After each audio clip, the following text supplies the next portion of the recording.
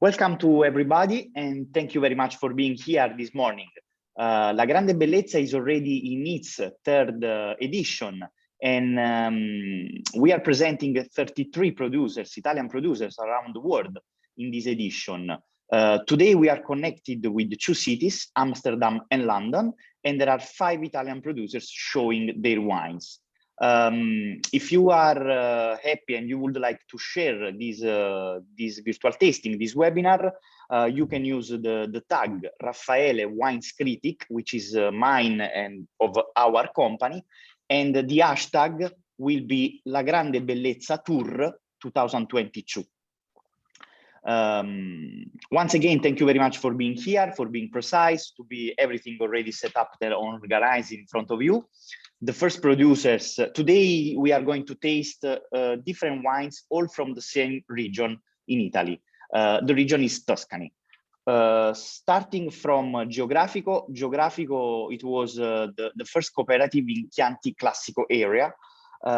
Today, everything started in 1961 in the commune of Castellina, Gaiole and Radda in Chianti, thanks to 17 wine growers that decide to put all the effort and their all the effort together to make this connection and to better explain the territory outside of their region.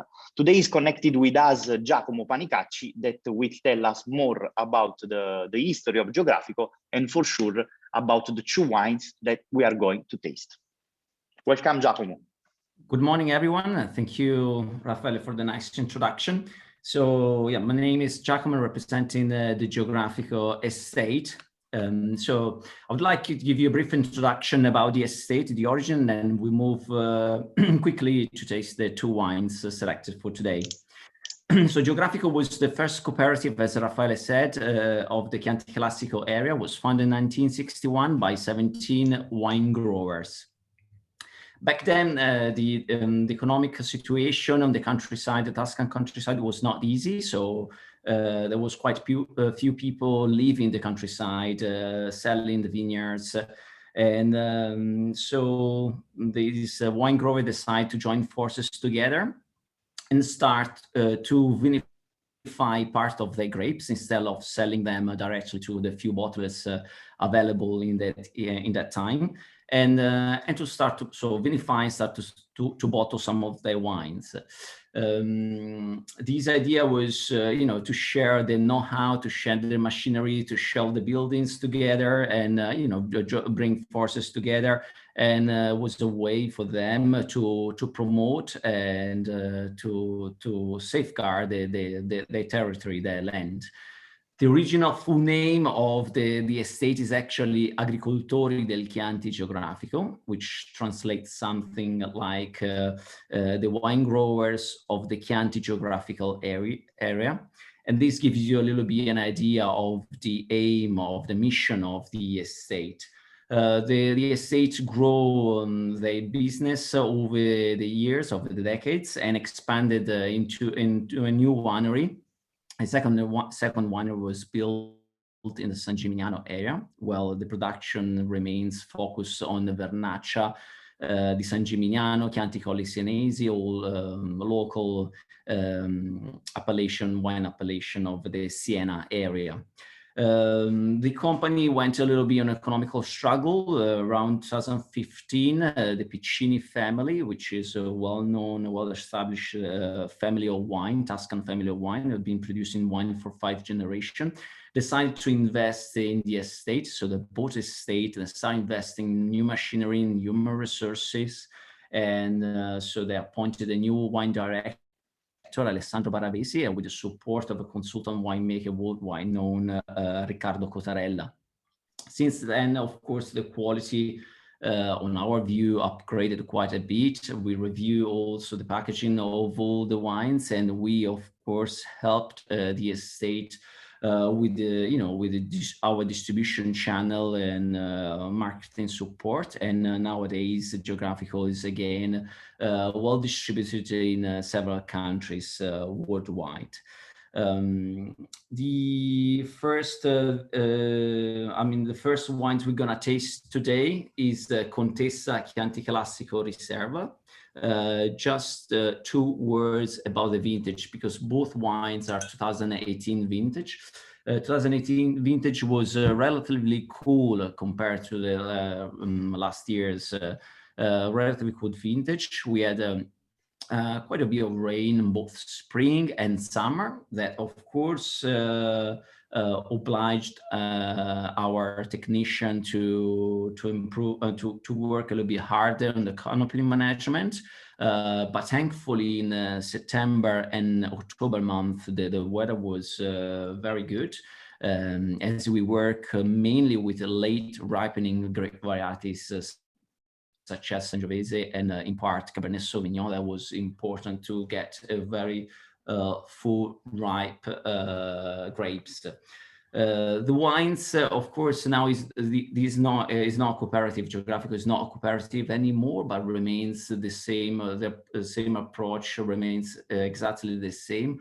We still have wine growers of the local community bringing the grapes, and for our premium selection, and such as Contessa di Radda and La Pevra that we're going to taste today, we have a direct confrontation, collaboration between our technicians and the local community. These allow us to select the grapes and to create some very premium wines. Contessa di Radda is a flagship brand for Geografico. It's been produced for over 45 years. And the name Contessa di Radda refers to a real person.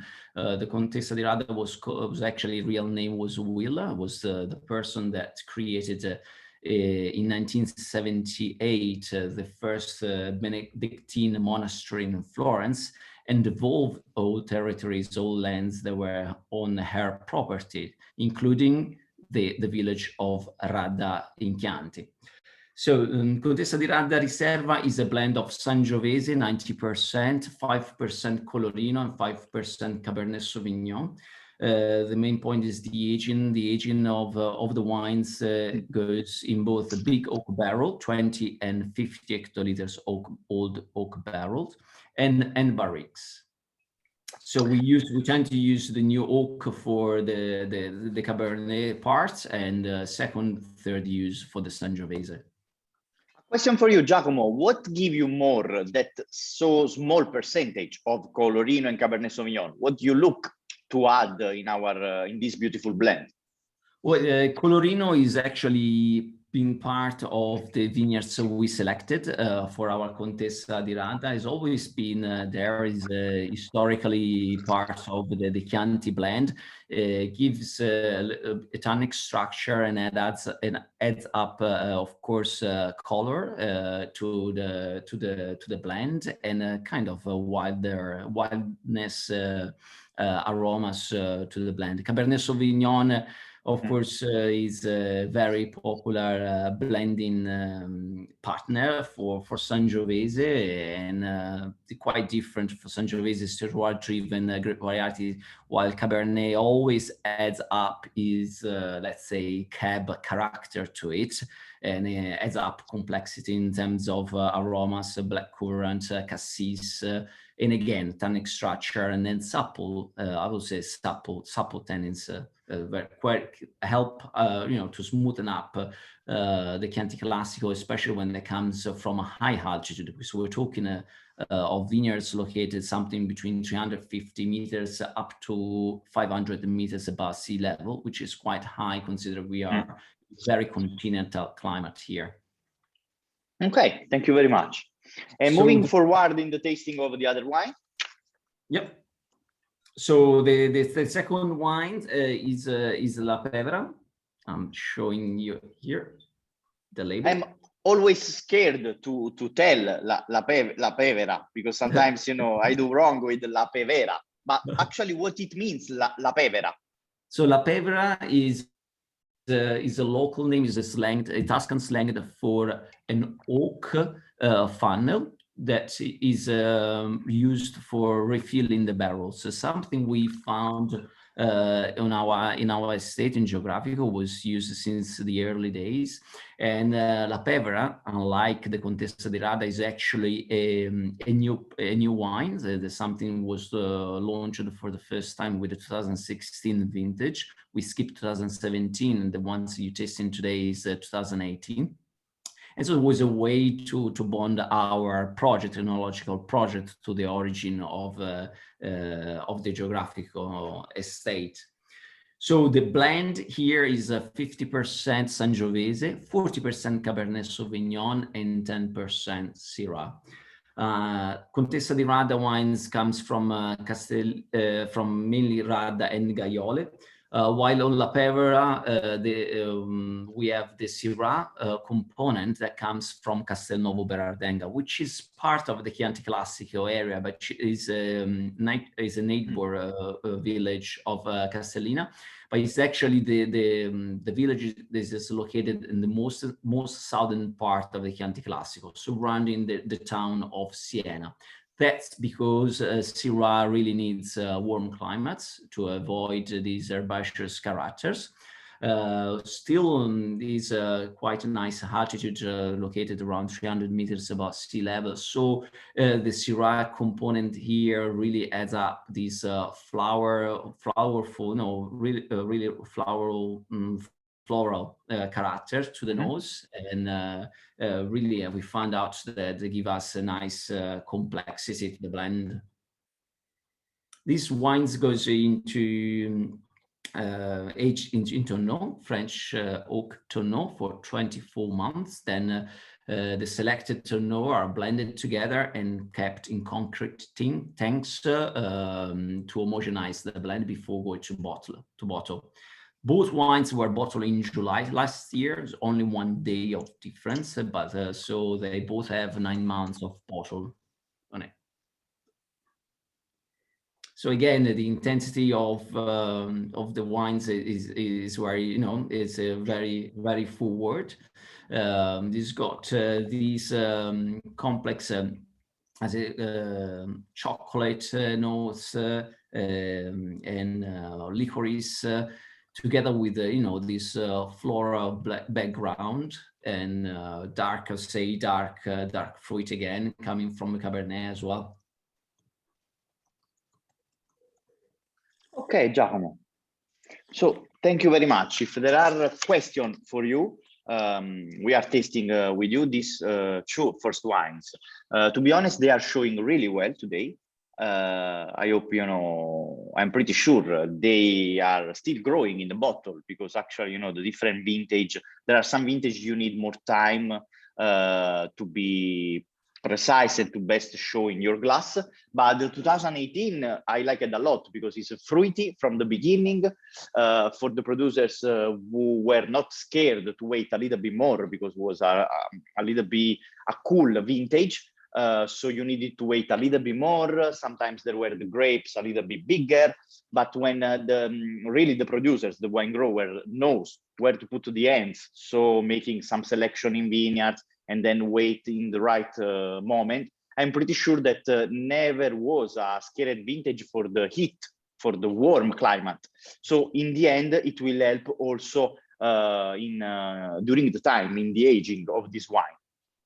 I agree, and the wines that shows elegance and thickness, 2018 vintage, when are properly ripe, and you know, with these multi-layered wines, I think the you know, the aging potential is very high, expectation, and very high also, considering the 9 months in the bottle is still expressing a lot of freshness, but the tannins are not harsh, very polished. So you know, they're showing very, very well. Very happy with it, and I hope you guys enjoyed the tasting.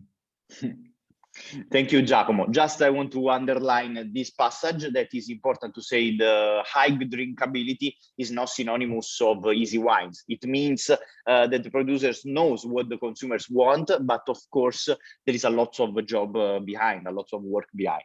Thank you very much, Giacomo. If there are some question for you, I will be happy to tell you. We have our chat opening. Perfect. Okay, so thank you very much for your time. So we keep going with the next producers in line. To be precise, in our virtual tasting, it's always running time, but I hope you know that we are enjoying in the same moment. 4 or 5 minutes for every wine should be enough. The next producers, if we tasted now Geografico with the history of the first cooperative in Chianti Classico area, today we are going to present a really young and modern producers. It's a beautiful story, a story of 3 lifelong friends with shared their passion for the wines. So today is connected with us Sergio and Federico, and Sergio will tell us more about this project called Colle Acacia. Thank you very much, Rafael, and good morning to all of you. You already said where we come from. Basically, we are 3 friends. We worked in the wine business when we were very young, just after university, and then we took different pathways, but we needed something to reconnect, and this something has become very meaningful with Colle Acacia. It's our project and the project of a lifetime, you realize now. So first of all, we are in Cortona.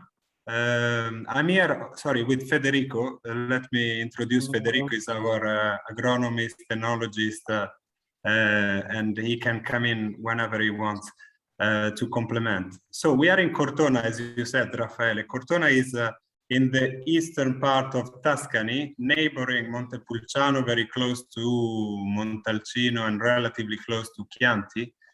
And it's becoming famous, I think we can say that, for Syrah, thanks to the Syrah. Because the climatic and the soil, the geological, let's say, characteristics make it quite similar, relatively similar to the most renowned areas of northern Rhone of Syrah, for Syrah production areas in France, in northern Rhone. And actually, we as Colle Acacia, the actual vineyard, we are really on the border with Montepulciano. It's an area that is quite blessed by nature because we are close to a few lakes, which allow us to mitigate the summer. And so Syrah certainly needs heat, but when it becomes a little bit too hot, it tends to become too muscular. And this is not the idea we have in mind. We want a Syrah that remains drinkable, complex, with a structure and a pronounced profile, but not too muscular.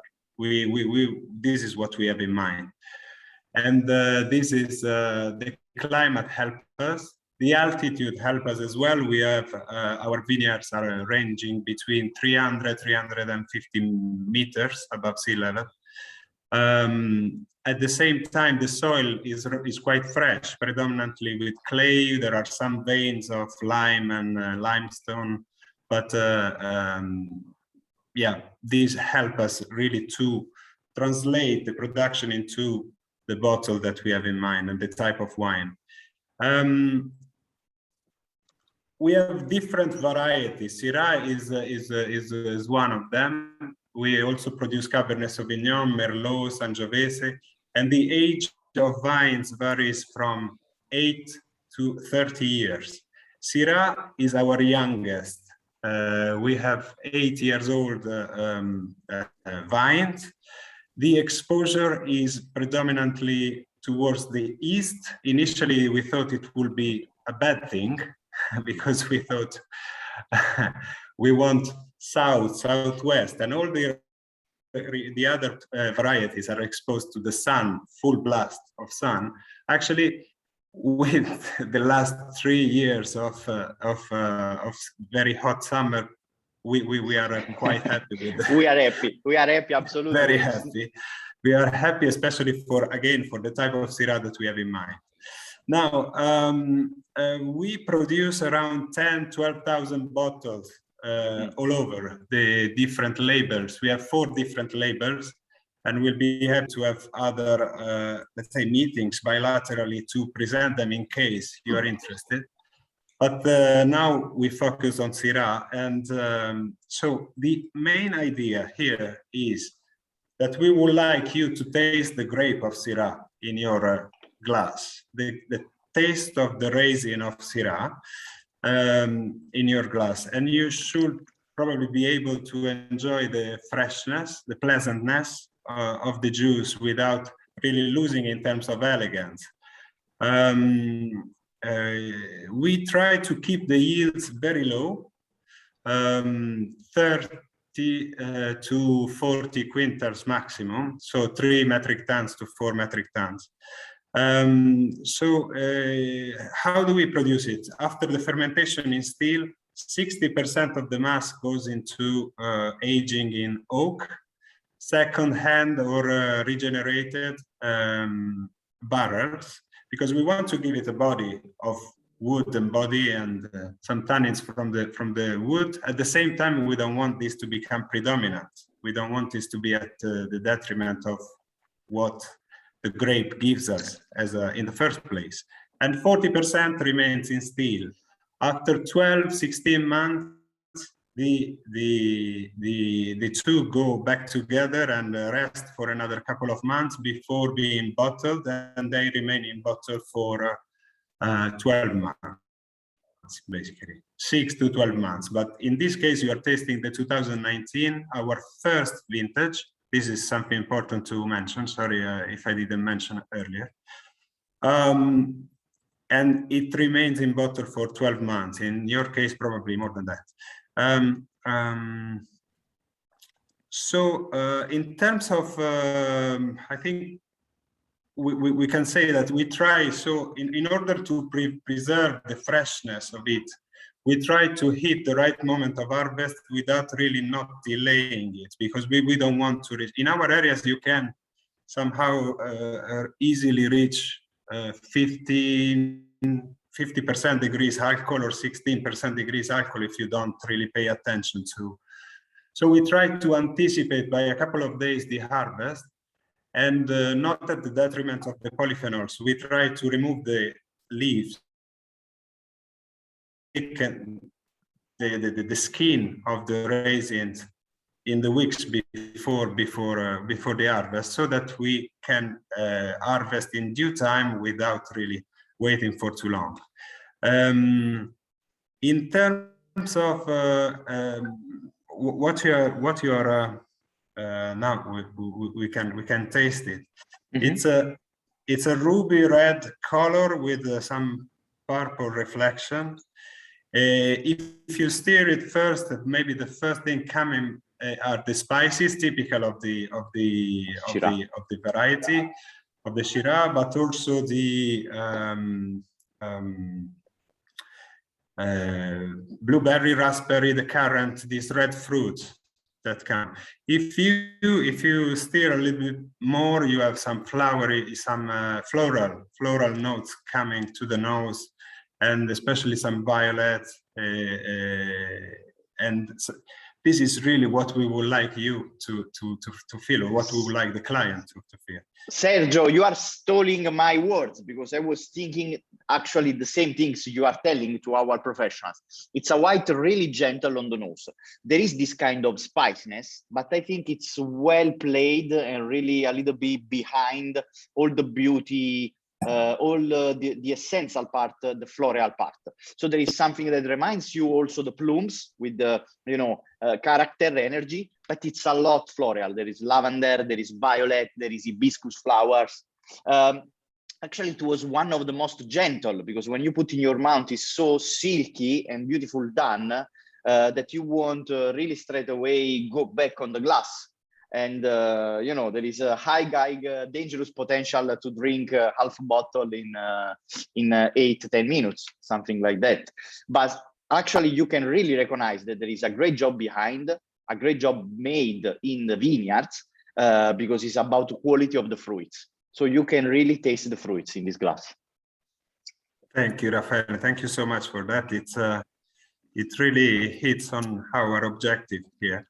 And you also touched on the silky tannins, basically, and persistence, the velvety persistence, but at the same time, the tannins are quite silky. And this is probably due to the fact that we try to the casting to limit as much as possible. We don't do it too frequently. We don't extract very heavy tannins. We try to be very, very mild in the process in the winery. And also the use of second-hand oak, regenerated oak barrels probably contributes to that. We like to think that we are doing a good job. Then I honestly don't know. That's the first step. It's really important. That's the first step to have a project, to know where you want to go, and for sure to be proud of yourself. It's really, really important, Sergio. So as you said, it's a really tiny production. So today we are just showing one label. It's the first, you know, it's the only case we have today with only one labels, but it's we will be happy maybe if our professional want to contact you also to taste the other wines, because it's a project that needs to be known around the world. It's something, you know, new that there wasn't, and now there is.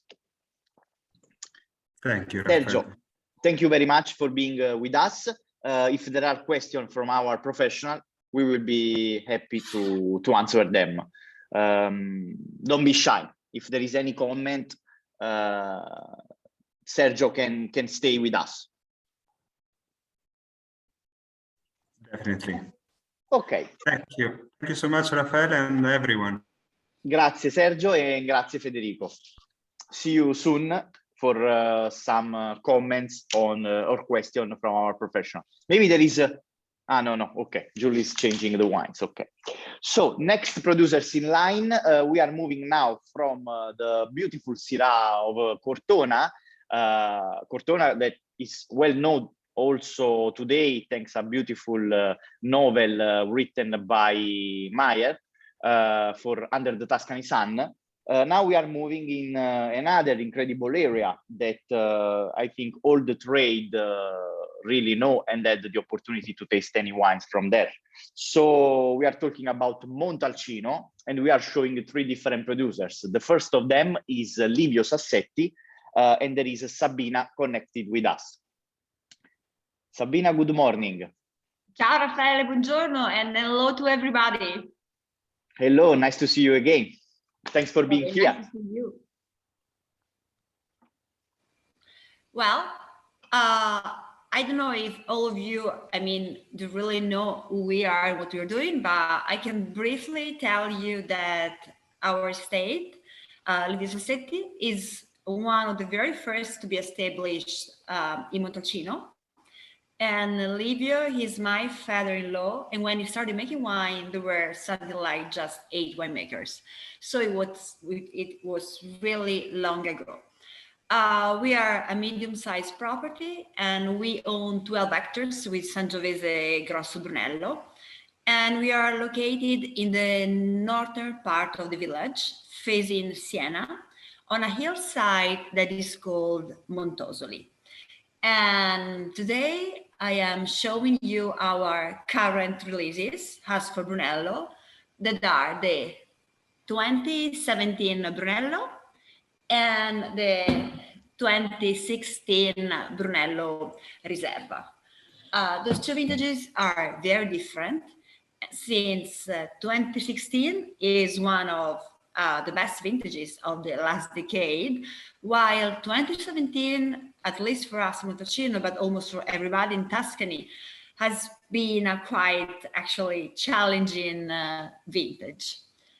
We are in the northern area of Montalcino in a very humid place, and the clay at Portimale is mainly clay, and the soil is mainly clay and stone, which means that usually our actually plants succeed in always being wet, so they never really get too thirsty. 17 was a very, very dry vintage, but we didn't really suffer that much for the dryness, but we really suffered a lot for the very bad freeze that we had in April.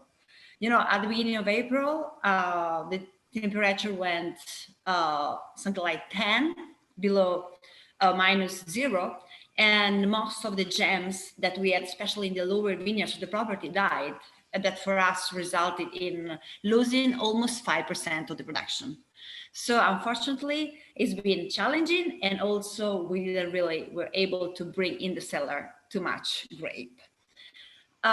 In any case, since we didn't really have to face the fact that plants were that thirsty, we succeeded in bringing, in any case, very healthy and ripe grape. Or ripe was not a problem; it was super hot and super warm and sunshine, and every day. But in any case, we succeeded in bringing in the cellar very healthy and ripe grapes. So it resulted in a small production, but I would say with all the right features that a Brunello should have. If you got the wine in the glass and you want to taste with me, you can actually probably just smelling since the very beginning that it was a quite warm vintage. And especially if you taste the wine, it's resulting in a Brunello that is very approachable, with very smooth tannins, I would say very gentle. This is a sort of characteristics that belongs to all of our wines, because my husband Lorenzo, who's the winemaker in the States, he firmly believes that wine has to be fresh, fruity, and approachable.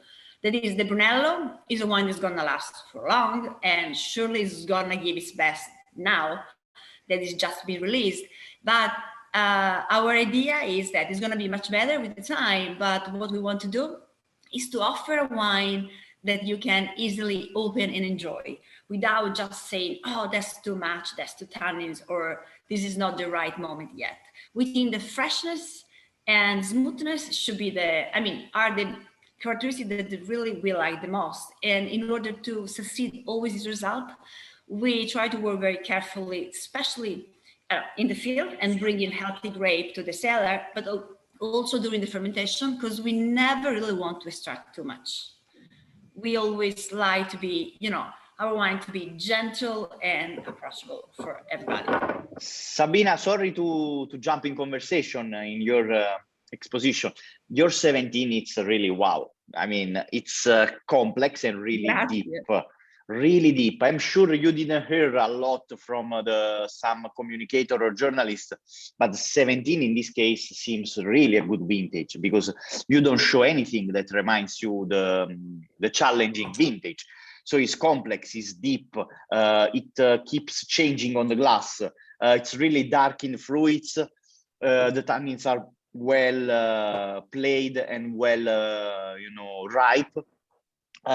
I would like to underline that, only 30, 40 years ago was really hard to have a complex and ripe wine. So it's right when you say that it was actually a warm vintage, a little bit a dry season. But, there is altitude, there is Sangiovese really knows how to well survive that kind of condition. So I'm pretty sure 17 is not a vintage to don't think anything, and never, because I'm pretty sure in the next 5-10 years, you will have a surprise. Your problem. This is the critics' problem.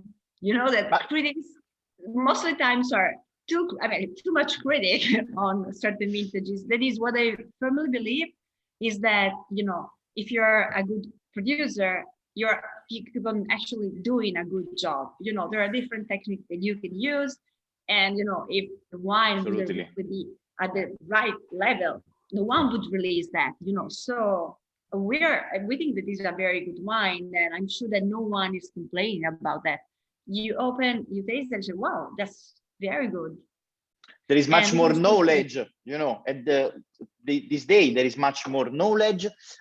You know how to work with the canopies, to manage the shadows. You add all the historic part that you can taste, and you can understand where you want to go. But absolutely, this is a complete wine, and it's really emotional today, to be honest. Thank you very much. Grazie. Moving into the tasting of the 16, Riserva 16. Yeah, the 16 Riserva. which instead is a wonderful vintage where everything was really perfect. That is, we had everything in that vintage because the winter was quite cool, but not too much. And then we had quite a good amount of rain during the spring. And then it was warm during the summer, but not too warm. So, we had all the proper and right feature to bring in the cellar very, very healthy grade. And usually when you have all these characteristics together, of course you have to make a great wine because really nature really help us in the best possible way. And and you can actually really feel and taste a huge difference between, the two wines, but because the Reserva was aged for a longer year in wood, so it had the complexity, but then, the vintage was actually different. So I would say more powerful, higher acidity, probably in this case, probably not really surely not the best moment to enjoy, but you can definitely understand that it's a wine which is destined to last for really long and to give us a lot of satisfaction. It's another great wine, Sabina. It's an epic wine, I think. What can you tell us about the cask that you use to age the wines? Yeah, we are actually a very old producer and a very traditional one. So we only use Livonian oaks, and we mainly use the 30 hectoliter size. We also have a few 50 hectoliters, and then we also have a bunch of 6 hectoliters to know. But 99% of the wood is, it's big barrels and mainly 30 hectoliters. And we made 36 months of wood aging for the classic Brunello and 48 months of wood aging for the Brunello Reserva. And in our case, we only make Reserva on the really top vintages. So usually it's only on the 5 stars, like 2016. Just a question from my side, Sabina. With the climate change, is anything changing in Montalcino about the quantity of the oak, the time that you spend with your wines in the big cask? If 20 years ago we were able to keep the wines 36 months or even more, is now a good idea? I don't know for everyone, but if there is someone that is starting to pull out the wines before from the oak. Oh, yeah, well, there are many doing that, especially if they're using, smaller casks. I think that most of the producers are using actually French oak. They are going for the 3 years aging. Otherwise would be really that too much. Okay. Then the wood flavors will completely cover the Sangiovese one, which is not the result that we all want to have. The idea is that the wood flavor may enhance and enrich the typical Sangiovese ones. They're very weak as primary flavors. So the ranks always states that we have, the use of wood has to be really, you really have to care for, because not to give too much actually. Tannins and especially coffee, vanilla notes, tobaccos to the wine. But we are, the weather changing, for example, in our case, is actually letting us doing different choices, especially in the field. For example, since we are in a place where usually dryness is not such a big problem, but freezing is an awful problem. Now we are postponing the pruning. We used to prune mid-January. Now we start pruning mid-February. So a month after, so that is in case if in April it freezes down, we won't have jam then. So they're not really gonna die. So this is really changing. We started doing that in 2018. So we actually participated the pruning of the vine because otherwise for us it's really a terrible problem, and there is no, you can actually have fires and everything, but it's helping a little bit, but it's not really actually avoiding the problem. So the only way is to try to slow a little bit, the natural life of the plant, so that in case it freezes, then the plant is not really at that point, and we're not really losing too much. That's true. That's true. Absolutely. Thank you very much, Sabina. This is the beauty of our world. I mean, so there is no a receipt, and it's really always looking at the sky and try to get the best decision. Sometimes it's not always the best, but to be a wine grower and to really feel the territory where you live, it's really important to get this decision. So thank you very much to show you again with us your beautiful wines. The Riserva 16 that we tasted, your 17 was incredible. The Riserva 16 that we tasted, it was an epic wine, and we scored really, really high. I think you remember. So it really matched our profile, our palate, and I hope also our professionals are enjoying your selection. Sabina, if there are questions for you, I will be happy to revert to you, but feel free if you need to go, because our professional can type me in chat and I will be happy to send it to you. Grazie. Thank you very much to everybody. Bye, Sabina. Grazie. Ciao, grazie. The next producers in line, it's again from the area of Montalcino. But we are changing the side. We are not anymore in the north side of Montalcino, but we are going down in the southwest part of Montalcino. They are well known as the builders of Brunello. For sure, we are talking of Banfi. Today is connected with us a great friend. If he is happy to listen from me, is Enrico Viglierchio. Enrico, good morning. Thank you very much for being with us. Ciao Raffaele, good morning to everyone. Yes, a good old friend of you, since I don't remember the first time we met, you were a baby. Really glad to be here with all of you. Yes, we are our winery, our estate is positioned in the southwest corner.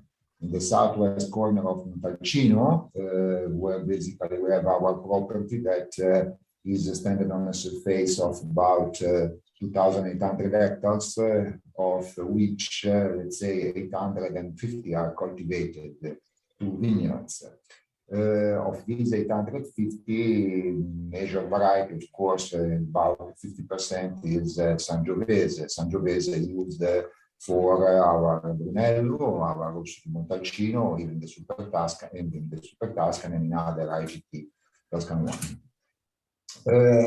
Of course, our vineyards, initially it was important with in all our estate to work closely since the beginning, as we started in 1978, to understand the characteristic of this particular area like Montalcino, that is characterized by a very high diversity of microclimate and also of different soil composition. This probably someone can see it as a disadvantage, but at the end is the beauty of Montalcino. The beauty of Montalcino is that we have completely different profiles by the exposition, by the elevation, but also by the soil characteristics. Even in our, consider that in our estates, we have classified only from a pure soil composition point of view, 29 completely different soil profiles. And this is important because this is part of the personality of the wines of Montalcino. And this was important, and it's probably the first wine that we present, our Poggio alle Mura, is a Brunello that is exactly coming from a project of about 1 year of experience in soil study and also clonal selection of Sangiovese. In fact, together with the soil study, we started also at the beginning of the 80s to work on understanding the Sangiovese variety. Sangiovese is classified as a population variety that has a number of individuals. In the world, we are classifying now 129 different clones of Sangiovese that are cultivated not only in Italy, but also some in other parts of the world. That is extremely important to understand then how to create a better, let's say, marriage between the variety, the exposition, and the soil. And this was a project that was the first phase, because these projects never finished in a certain way. It's a never-ending learning curve. But this project, the first phase, arrived at the beginning of the 90s, where we identify an area that is close to around the castle that is in the middle of our property, that known as Castello Banfi. The original name is Castello di Poggiole Mura. And since these vineyards, we did in the first vintage in 1997 our Poggiole Mura. And today we taste, today we taste the 70 vintage. Totally agree with Sabina. Sabina already explained very well what is the 2017 vintage. Probably a very unique year, let's say it is a very unique year, characterized, Sabina was underlined, yes, but by temperature, but predominantly was characterized, probably was the driest vintage until, for what is our experience that started only in 1978, it is, according to our data recorded, probably the driest vintage that we ever had.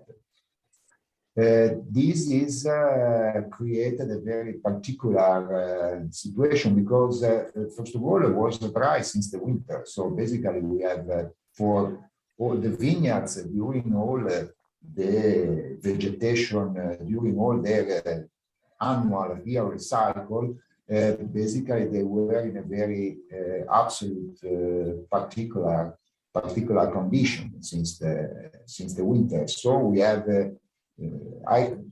sometimes I'm listening that someone is comparing 17 to 12. In my opinion, there are two completely different vintage profile, because the 12 was characterized by the sudden increase of temperature in a certain part of the year, while the 17 was dry since the beginning, and the vines are an intelligent individual, so they adapted themselves to the climate. So we have a huge concentration, absolutely, in 2017, but as an example, compared to the 2012, we have much more elegance. And also, if you compare, for example, the acidity profile of the 17 vintage versus the 12 are totally different. As well as in the 17, of course, we have wine that are representing the vintage. This is our work to respect the vintage and the climate, but wine that have generally no bitter taste. The tendencies, in any case, quite well integrated. Enrico, I have a question, talking again on the 2017 vintage. There are any agronomic practices that people are making in vineyards to a little bit avoid or contrast this kind of brightness, this kind of warm climate? No, there are absolutely certain practices. For example, in a vintage like 2017, you try to maintain as much as you can the canopy on the vineyards, avoiding, at least what we do, we avoid absolutely to do any kind of leaf removal, because on a certain way this is first of all helping the plant to have to support the photosynthesis. On the other hand, in vintage like this, probably we have to avoid to expose, at least in our part, that we have also some vineyards south exposed, to expose the grape to the direct sun, because this is one of the facts that generally create a lot of, can generate bitterness into the wine, because in many cases the grape is trying to defend itself moving into the skin of the grape certain substances that has exactly the same function when we go on the sun and we use cream to protect ourselves. So basically, and so we try. And another practice that we try also is first of all, in certain part we have used also the irrigation in order, particularly around the young vineyards, particularly because in certain particular soil, in certain situation, in 17 really there was the risk of also see some vineyards, let's say, dying, the plant itself. 17 was a very challenging vintage, and certain situation you help with predominantly young or new planting or vineyards that are in the first 3-4 years, so that they have not yet developed a full root system to help them to survive to certain situation. Other practices. Okay. We try also in that vintage to. This was the first vintage that we tried to do spray some water using the treatment equipment in order to soften a little bit, to create a little bit of humidity, because really in 2017 that was high temperature, no rain, and particularly a lot of north wind. So seems to be a little bit in certain vintages in Napa, so for certain conditions. Okay, there are many practices, absolutely. Okay, thank you very much, Enrico. And what can you tell us about Poggio Alloro Riserva 15? The 15 was an incredible vintage. To be honest, I came from the profile, you know, and the tasting of American people, and I really liked a lot the 15, but not only because it's like American style, it's because it's pure, in the fruity nose, but there is also this kind of tannins, a little bit rigid, a little bit rustic, that obviously needs some time to soften. So it reminds you the idea of a great vintage, which really we like in Montalcino. 2015 has been a totally different vintage from the 17. I think a vintage that for certain elements can be a little bit compared to 2010. There are some similarities, in my opinion, at least in our wine. It's like sometimes the most question is, do you prefer 15 or 16? Are two different vintages, two excellent but two different profiles. 15 is a little bit more, I would say, masculine in a certain way, with this tannin very present, with a little bit of concentration. Probably in certain, it's very young. Still, you perceive that this is a vintage extremely young. This is a vintage that will have a very long age. Poggio Alloro then is coming from our historical vineyards. It is the first vineyard that's been planted in our estates, and the vineyard dated in 1979. Now we are partially started planting these vineyards. In this case, this is a vineyard that is coming from the collection of Sangiovese that we collect in the Montalcino territory. So it's a mix, it's a master selection of various clones coming from the Montalcino territory. 15 is a vintage that has a very, if you can use this term, it's kind of regular condition all through the phases. And then we don't know anymore what is regular or not, because, but very with the light rain, with a very good rain during the winter and the spring, with the temperature, with the excursion between day and night, very good and fresh season during the September. So we did an harvesting. I remember that the harvesting of 15 was extremely long. We finished basically at the end of October with our Sangiovese. So it's very masculine. You perceive these tannins. It will come out, in my opinion, also from the aromatic expression because it's still a vintage that I see a little bit close. It is very young, a vintage that needs absolutely to mature more into the bottle, but a vintage that will be remembered for many, many years.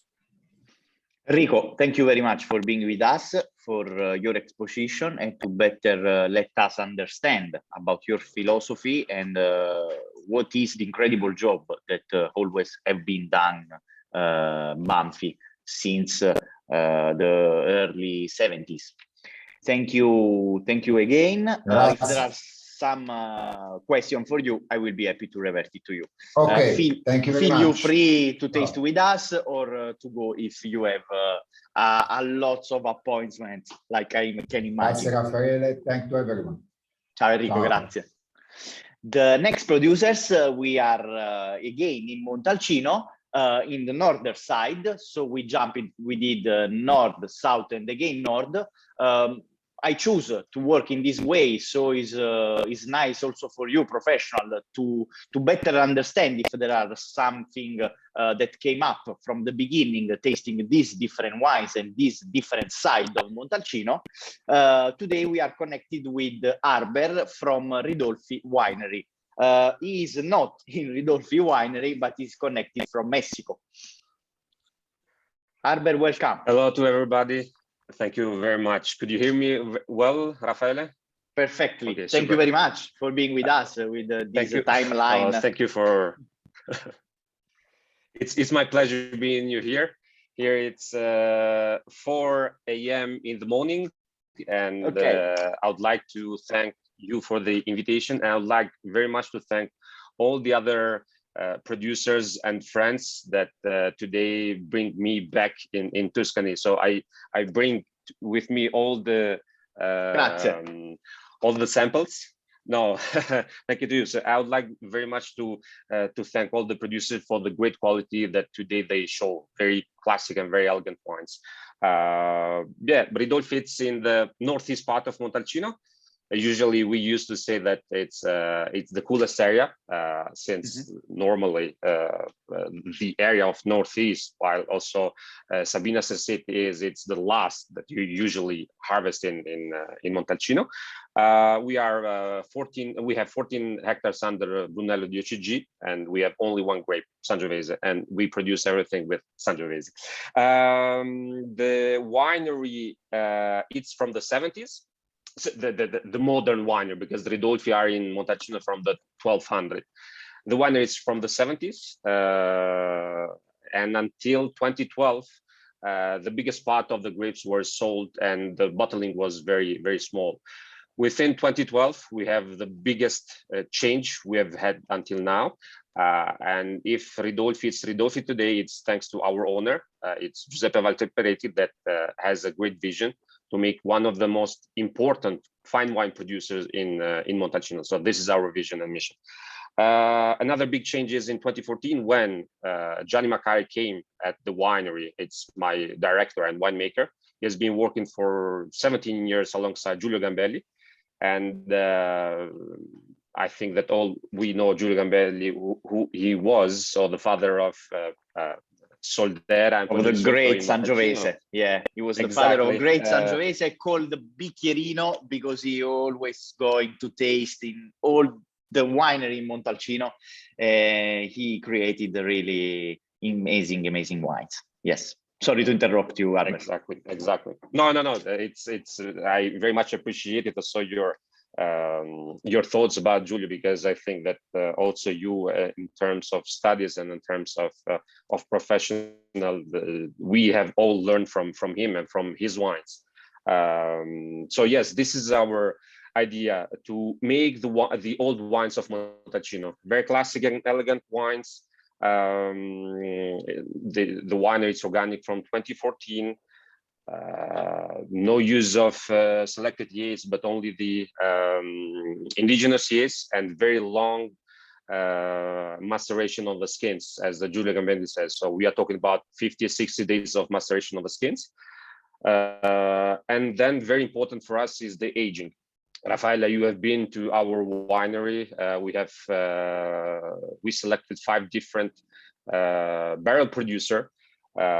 since we cannot blend the grapes, but we have only one great grape, and we blend the barrels. We have 3 barrel producers from France: Taranceau, Marc Grenier from Burgundy, and Baron, all big barrels. And then we have Klaus Passer from Österreich, and Gamba from Italy. So the wines that you are tasting today are a blending of different barrels. This is the idea, is to have more complexity and more elegance. There are 2 different schools, or everybody, as you said before, everybody has his own recipe. Our idea is to have more elegance in the wines. Rosso di Montalcino 2020, it's a blending of 30 different barrels. So we started with 2019 Rosso, and what we did is to pick 1% of this barrel, 2% of this barrel, another 1% from another barrel to another producer. This is crazy working, I know, and all my colleagues knows, but this is to enhance what the nature gives to us. This is to have a very light and bright wine, and to have the purity of the fruit. This is our vision. So I would like to say something about, because this was a touching point before with Enrico and also with Sabina, what we do in the very warm vintages. So 20, but mostly also in the 17. So the last vintages are getting warmer and warmer, and we all know. So we have clay in our clay and galestre. This is a mixture between the 2, but the biggest part is clay. And when it's very warm and dry, these parts of clay are divided in the middle and go very deeply in the soil. We're talking about 1.5 and 2 meters. So the humidity from the roots goes up. So what we do, it's going inside the vineyards. So working with the tractor to make it a little bit dusty, and to cover this part with another part. So to maintain the humidity underneath, to maintain fresh the roots of the tree, of the vines. And another methodology that we use, it's using the antitranspirant organic that we spray on the leaves, so to maintain the water on the leaves, to do not evaporate the water from the leaves. This is all to maintain fresh the vines, and to do not get very heavy stressy hydric stress. This takes us a lot of time, a lot of work, a lot of investments, because you can imagine that treating 14 hectares like this, it's crazy working, but we deeply are focused in doing this in a very organic manner, because we believe that having a great grapes in the vineyard allows you to make great wines. Absolutely. It gives you a chance. 2020 Rosso, it's one of my favorite. I wish I could have these wines when I started studying wines, because to me this is the purity of the fruits of Sangiovese. To me, okay, this has been in the big oak for 1 year, and then after 1 year we taste the barrels and we decide what are the barrels that are suitable for the Rosso and what are the barrels suitable for the Brunello. We do not make differences at the winery, Rosso and Brunello. All the vineyards are harvested separate, are fermented separate, and are aged separate. After 1 year, we decide what are the most expressive in that moment barrels. Those are the barrels that are going to make for us the Rosso di Montalcino. Rosso has to make the Rosso, has to be always a very elegant wine, has to be fresh, fruit forward, and has to be approachable. So it has to be high drinkability. And another very nice thing is that we have at Rosso, we can play a little bit with the temperature of serving. So we can go a little bit down, so we can serve also in the summertime, and we can play with food pairing. What to say, in the glass, Albert, we have the this wine. Albert, this wine is really touching me, because I'm thinking already what's gonna be the Brunello. No, because this is really impressive and important Rosso di Montalcino. It's at least in the same level with lots of Brunello of different vintage, but it's something that it's, you know, it's going to be exactly in the middle, I think, between the 15 and the 16 vintage. I was not a higher to score both the vintage, even if, you know, there are amazing wines, and we went out with good idea of that vintages. But the 2020, just tasting this wine, I'm going to imagine what can be on the different Brunello, because there is the power and the structure of the 15, but this beautiful and pure line and verticality that reminds me the 16.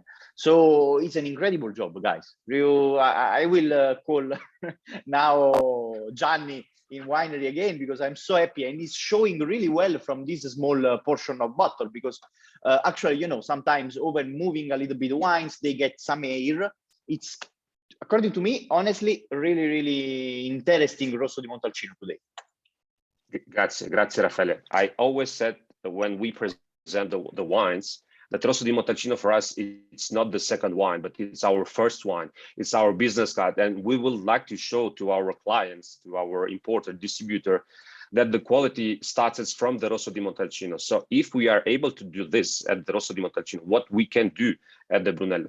This is the old school of the Rosso di Montalcino. I've had the opportunity to taste some old Soldera and Poggio di Sotto Rosso, so Inti Stieti and Rosso di Montalcino, and they were crazy. So a couple of months ago, I tasted the 1992, and they were crazy. So we strongly believe in Rosso di Montalcino for as you have in the glass. It's a very nice drinkability, but look at how long is how the purity of the fruit that you have on the palate, the precision of that vintage. So this is impressive to me. Impressive. Thank you. I'm agree with you. So the next wine we are going to tasting, it's your 17. So actually, we can call him the big brother, even if I know, because I went in a winery and you told me, guys, that your Rosso is so deep and so intense because you use actually a good percentage of new oak. Sometimes you use that part of Rosso di Montalcino to better prepare the big cask after for the Brunello. So this absolutely, it helps to give this structure to the wine, because really you can understand this dense, is compressed, is really complex.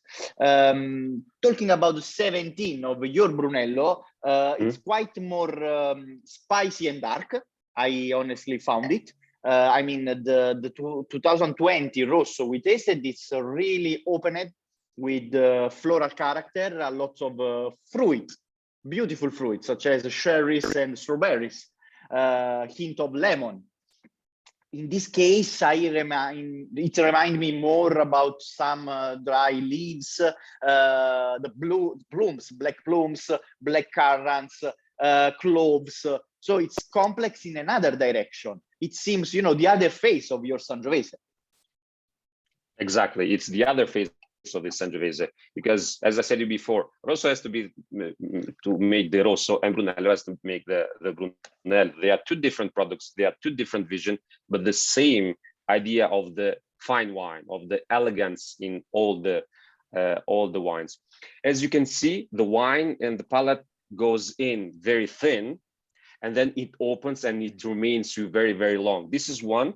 And the second key to understand this wine, it's the saltiness. Raffaele, you have been to the winery, you know very well the winery and the area. And the clays that we have over there are salty clays, because we're, once upon a time, it was the ocean over there.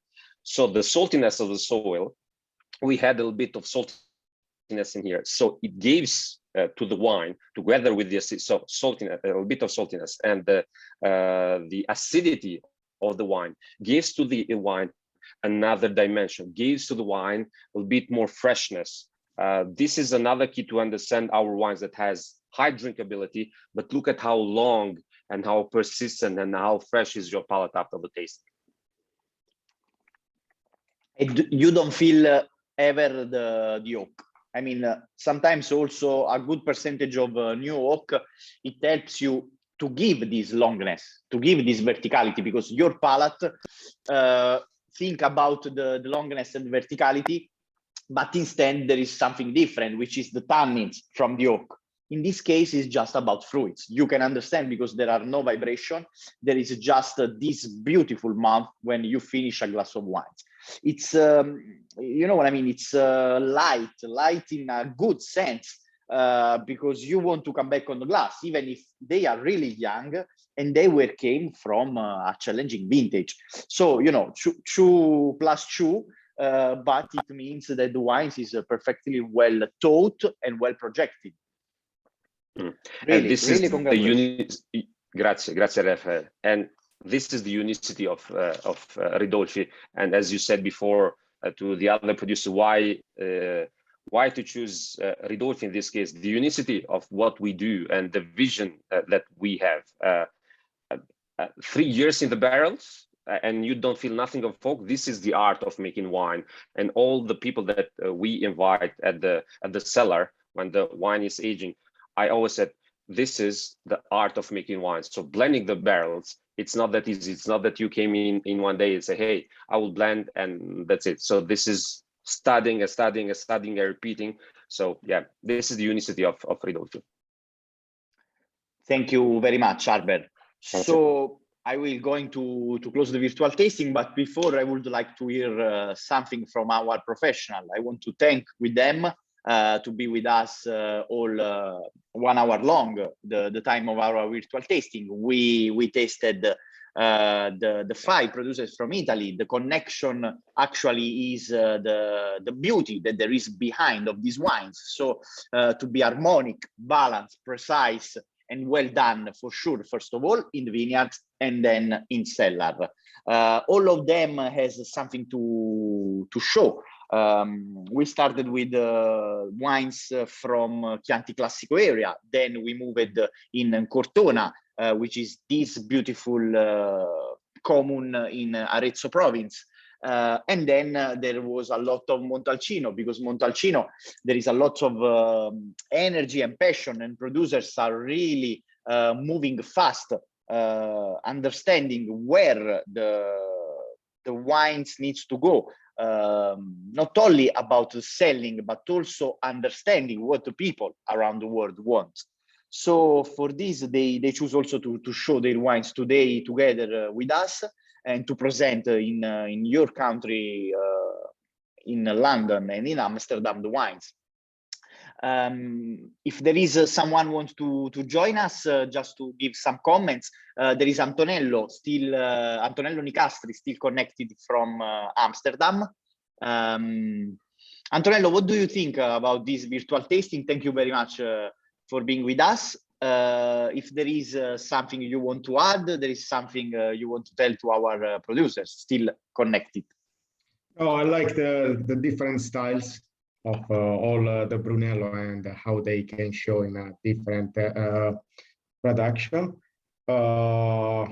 I'm very curious. I really like the Rosso di Montalcino and the theory of tasting 2 different styles, but same grapes, just different aging, and how they can express in a different way, and how you can even match in a different way the Sangiovese with the food and everything. That it's very important, keeping almost the same quality, but I think the same quality, but in different way of expression. One is more on the fruit side, and the second one, it's more on the elegant power. I don't want to say only power, but it's this thin, elegant power that is quite impressive.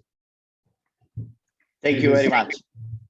Thank you, Antonello. That's important, because actually there is always a question people make to me, give it to me, about always, what kind of wines you taste, or how can you rate the wine? It's not so simple and easy, because the style are different. There are sometimes, some producers using more oak, but they use, according to me, in a good way. So for sure, maybe you need to weight it a little bit more, the wines. And the other wines are different because they really show a purity of the fruit. So the quality, you can reach the quality going in different direction.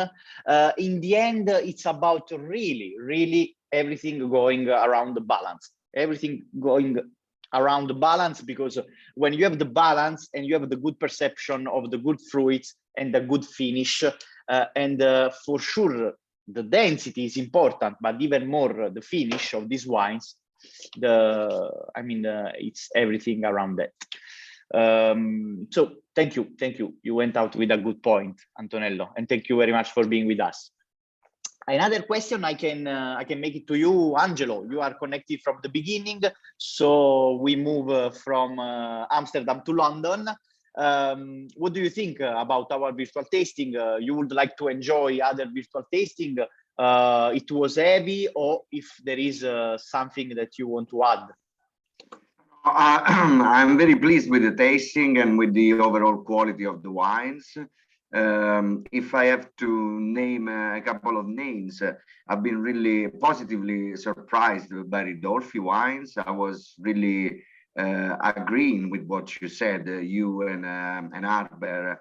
I really like the philosophy with regarding the Rosso di Montalcino, not a second wine, but rather a first business card of the company. It was really good. In the shop at Anthony's Wine, we sell a lot of Rosso di Montalcino, and I think I'm gonna recycle the idea of picturing the wine, the Rosso di Montalcino, not as a second wine, but rather this way.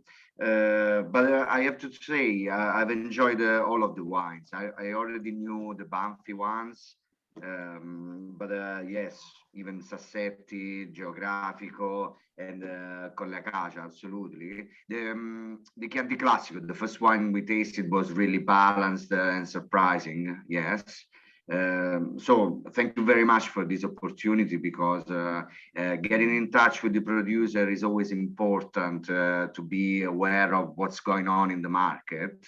And I would like also to spend a word on the 2017, because it has been really a tough year, and it's not easy to have made such good wines on that vintage. They can be harder to be sold, but we must be there to convince people and convey this concept that maybe sometimes critics spend too much bad words on certain vintage, but you can be really positively surprised by vintages that are not excellent overall. Thank you very much. Thank you very much, Angelo. The next time we should organize really in person, because it is a cool way to present the new vintages on the market, but to having the feel, to taste with the trade, I think for our producers will remain the best way. Absolutely. So we will be in touch, because I'm really glad to let you taste our discoveries, our wines that we are still going to taste. In the next month, we are going to ask to the producers to ship the new vintages, and it will be a tough season with more or less 4,000 wines to taste. So let's stay in touch, and thank you very much for being with us. Thanks again.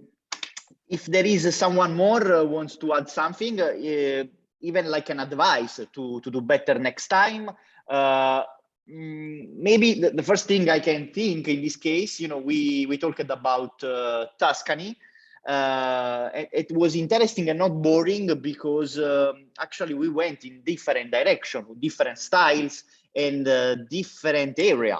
So it's true, it is only Tuscany. We tasted only red wines, but I'm happy with this selection, because actually it's really deep, and there was a good variability during the tasting.